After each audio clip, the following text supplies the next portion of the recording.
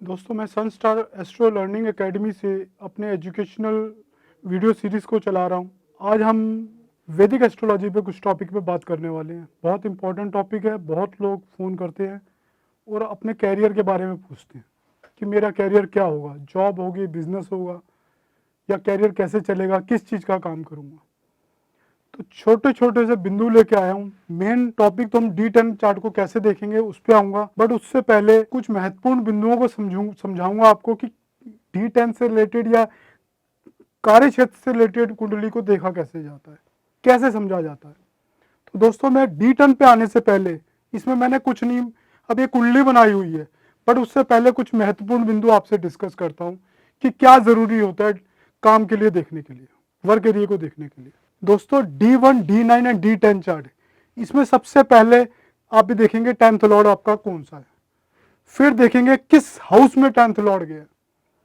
तीसरा महत्वपूर्ण बिंदु होगा कि 10th लॉर्ड को जो नक्षत्र लॉर्ड है वो कहाँ प्लेस्ड है। 10th लॉर्ड, अब ये प्लेनेट जो कि 10th हाउस में प्लेस्ड है उनकी बात करूंगा।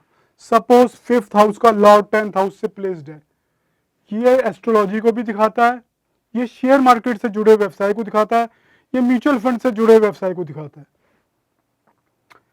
अब ये यही 10th लॉर्ड अगर 8वें घर में चला गया, हो सकता है आप रॉ में काम करते हो, क्योंकि ये हिडन हाउस है, हिडन सीक्रेट वाला हाउस है। 10th लॉर्ड अगर 9th में गया, इसका मतलब भाग्य का साथ मिलेगा आपको, यही कहना चाहता हूं। अब कौन से प्लेनेट प्लेस्ड है, सपोज 2nd लॉर्ड इधर प्लेस्ड है, तो ये दिखाता है एक तो पैसा कमाओगे आप, फैमिली की कुछ ना कुछ इन्वॉल्वमेंट को दिखाता है, क्योंकि 2nd हाउस हमारी फैमिली का होता है। नेक्स्ट है, हमें क्या देखना है, हमें अमत्य कारक, यानी जो जैमिनी एस्ट्रोलॉजी है उसमें हम कार्य के लिए अमत्य कारक यानी 2nd हाईएस्ट डिग्री वाले प्लेनेट को देखते हैं। हमें उसकी पोजीशन देखनी पड़ेगी, उसका नक्षत्र लॉर्ड को देखना पड़ेगा वो कहां प्लेस्ड है, और कौन कौन से ग्रह उससे युति और दृष्टि संबंध बना के बैठे हैं, और किस हाउस में खुद बैठा हुआ है, और कौन सा प्लेनेट है, इसका भी बहुत बड़ा रोल रहेगा। अब बात करते हैं, हम सीधा आते हैं D10 चार्ट पे। इसको कैसे देखा जाता है। D10 में फर्स्ट हाउस होता है, वो आप खुद हो, वो आपकी पर्सनैलिटी, आपके करेक्टर को बताता है कि आप किस तरह के व्यक्तित्व रखते हैं बिजनेस के लिए। अगर यहाँ पे शनि की कोई राशि उदय हो रही है, इट मीन्स आप डिसिप्लिन और सिंसियर इंसान हो। अगर यहाँ पे कोई वाटर साइन इमर्ज कर रहा है, या तो आप वाटर साइन से रिलेटेड बिजनेस में जाओगे, ये भी दिखाता है आप बड़े सेंसिटिव पर्सन हो। अगर यहाँ कोई फायरी साइन आता है तो आप दिखाते हो बड़ी एग्रेसिव पर्सनैलिटी होने के चांस रहेंगे आपके। 2nd हाउस आपके रिसोर्सेज को दिखाता है। बिजनेस चलाने में सबसे बड़ी भूमिका क्या होती है, 2nd हाउस के रिसोर्सेज की बहुत बड़ी भूमिका होती है। आपके पास रिसोर्सेज की सपोर्ट है या नहीं है, कौन से प्लेनेट यहाँ प्लेस्ड हैं, इसका लॉर्ड कहाँ प्लेस्ड है, इसकी बहुत बड़ी इंपॉर्टेंस होगी आपकी। 3rd हाउस आपका एफर्ट्स का है, आपके कुलीग्स का है, आपके भाई बहनों का है, या आपके पास पड़ोस का भी है। तो अगर इसका कनेक्शन आपका 10th हाउस से कहीं बनता है तो कुछ कनेक्टिविटी आपकी दिखती है। कोई अग्रेसिव प्लैनेट यहाँ बैठा हुआ है, आप एफर्ट्स करने वाले होंगे। सूर्य होगा, आपके मान सम्मान और प्रतिष्ठा को दिखाता है यहाँ बैठा हुआ सूर्य। सूर्य की दशा इस घर के लिए बहुत अच्छी मानी जाती है। ये कि मैंने सैंपल के तौर पे बताया है, वैसे हर प्लैनेट का अपने अपने कारक तत्व होते हैं, उन कारक तत्वों को अलग अलग इंटरप्रिटेशंस होती हैं। जैसे 2nd हाउस का 3rd हाउस से ये आपकी कमीशन इनकम को भी दिखाता है। अगर मरकरी का संबंध है तो ये प्योरली कमीशन इनकम का चार्ट की संकेत देता है। बहुत सारी बातें हैं, मैं धीरे धीरे पत्ते खोलूंगा आपके सामने। 4th हाउस आपके उस इन्वायरमेंट को बताता है कि जिस इन्वायरमेंट में आप काम करोगे। अगर 4th हाउस बहुत अच्छा है तो आप 5 स्टार इन्वायरमेंट में काम करोगे, आप अपने घर पे बैठ के भी काम कर सकते हो।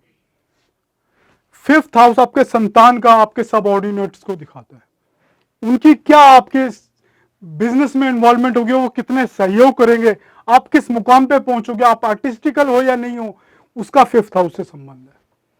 6th हाउस आपके संघर्ष को दिखाता है कि आप बिजनेस में कितना संघर्ष करना पड़ेगा।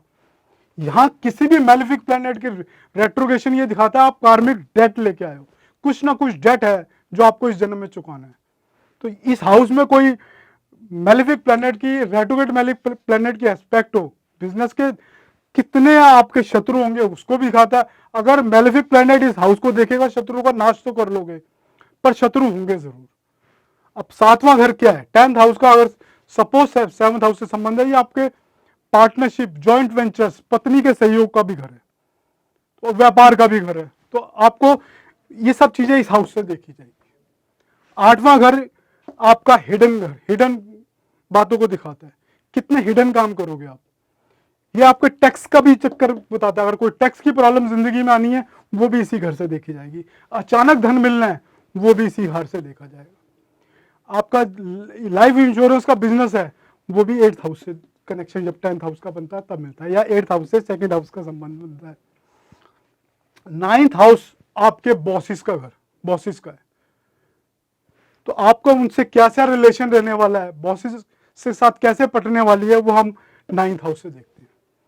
10th हाउस सीधा कर्म को दिखाता है। अब इसका लॉर्ड कहां गया है, सारी बड़ी गेम वहीं छुपी है।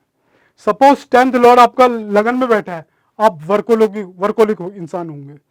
10th लॉर्ड 2nd हाउस में बैठा है, धन तो कमाओगे, फैमिली बिजनेस, फैमिली लोगों का भी इसमें कहीं ना कहीं कनेक्शन निकल के आएगा। 10th लॉर्ड अगर 3rd हाउस में गया है, ये आपके एफर्ट्स को दिखाता है, आपको एफर्ट्स करके पैसा आएगा। यहाँ ये भी पता लगेगा आप भाई बहनों से मिलके बिजनेस कर रहे हो या दोस्तों से मिलके बिजनेस कर रहे हो, उसकी कनेक्टिविटी भी यहीं से पता लगेगी। 10th लॉर्ड अगर 4th हाउस में गया है, एक इंटरप्रिटेशन ये भी निकलती है जो आजकल चल रही है, वर्क फ्रॉम होम। आप प्रॉपर्टी का काम कर सकते हो, आप वास्तुकार हो सकते हो, बहुत अच्छे। 10th लॉर्ड अगर 5th हाउस में गया है, यह आपकी संतान को, आपकी कला को भी दिखाता है, आप कलात्मक क्षेत्र में जा सकते हो। 10th हाउस अगर 6th में गया है, यह आपकी जॉब को बताता है कि आप जॉब में जाओगे या बिजनेस में जाओगे। अगर 6th हाउस में गया है, एक प्रोबेबिलिटी बनती है आप जॉब करोगे। 10th लॉर्ड अगर 7वें में गया है, जॉइंट वेंचर और व्यापार को दिखाता है, बहुत अच्छी पोजीशन है ये 10th हाउस की। और अगर कोई मेलेफिक दृष्टि नहीं है तो ये आपके लिए बहुत प्रोस्पेरिटी के संकेत है। 10th लॉर्ड अगर 8th हाउस में गया, आप इंश्योरेंस में, रॉ जैसी एजेंसी में काम कर सकते हो, कुछ हिडन रहता है इसमें, अचानक विंडफॉल भी दे सकता है और बहुत बड़े चेंजेस को दिखाता है, मतलब स्टेबल लाइफ को नहीं दिखाता, बहुत चेंजेस फेस करने पड़ते हैं ऐसे इंसान को। 10th लॉर्ड अगर 9th में गया, ये आपके भाग्य को दिखाता है, आपका भाग्य साथ देगा या नहीं देगा, वैसे ये राजयोग होता है। 10th लॉर्ड अगर 10th में बैठा है, बहुत अच्छी पोजीशन मानी जाएगी। 10th लॉर्ड 11th में बैठा है, आप कुछ भी करोगे पैसा चल के आ जाएगा। 10th लॉर्ड अगर 12th में गया है, कुछ लॉसेस रह सकता है, लेकिन ये आज के मॉडर्न कॉन्टेक्स्ट में फॉरेन सेटलमेंट, फॉरेन से कमाने के भी योग दिखाता है। तो दोस्तों एक बहुत छोटी सी एक प्रेजेंटेशन थी आज D10 के बारे में। D10 के बारे में बहुत सारे वीडियोस लेके आऊंगा, क्योंकि एक वीडियो से कुछ नहीं होने वाला। किस क्षेत्र में काम करोगे, क्या करोगे, अचीव करोगे नहीं करोगे, वो आगे आने वाले वीडियोस में आपको बताऊंगा। Thanks friends. अगर आपको मेरा ये वीडियो पसंद आया हो तो शेयर, सब्सक्राइब करना ना भूलिएगा। Thanks friends.